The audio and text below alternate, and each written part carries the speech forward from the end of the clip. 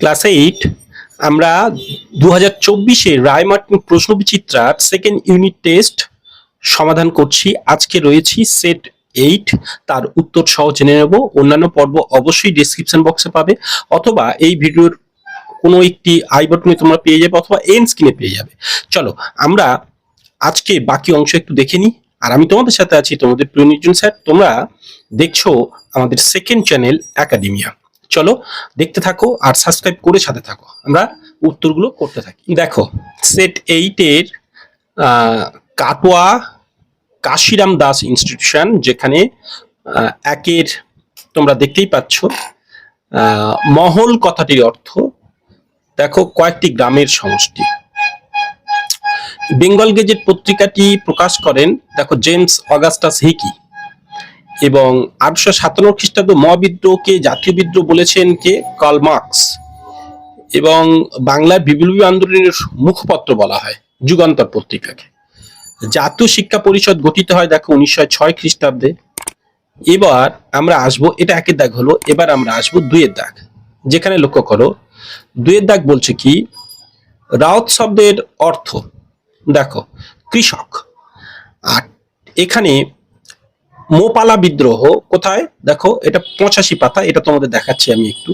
আর এটা বলে নি ঠিক না ভুল, এটা নিশ্চয়ই ঠিক। দেখো 1838 খ্রিস্টাব্দে, যেটা আইভি, দুইয়ের দাগের আইভি, জমিদার সভার অন্যতম প্রতিষ্ঠাতা হলেন দ্বারকানাথ ঠাকুর।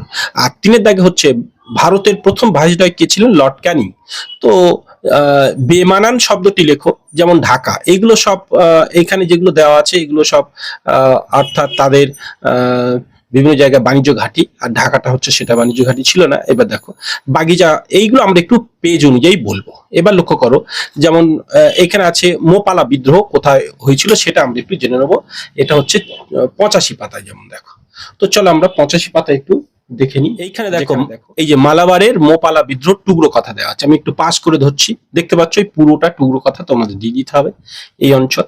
এবং তারপরে দেখো তোমাদের রয়েছে যেমন লর্ড ক্যানিং, এটা বলে দিলাম এটা। এইবার এই যে বাগিচা শিল্প বলতে কি বোঝো? 60 পাতায় যেটা রয়েছে বাগিচা শিল্প, এটা একটু জানাবো। 60 পাতায় দেখো, এইখানে দেখো এই যে স্পষ্ট দেওয়া আছে, আমি বক্স করে রেখেছি, এখান থেকে এইটুকু দিলেই হবে।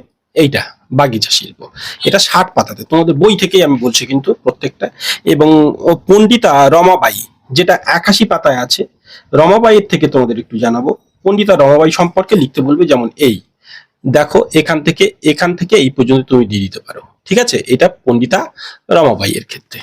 এবং তারপরের অংশ আছে দেখো, নরমপন্থী কাদের বলা হয়, এটা ডিটেলস তোমাদের কিন্তু বইয়ে খুব একটা সুন্দরভাবে নেই, তাই আমি নিচে লিখে রেখেছি।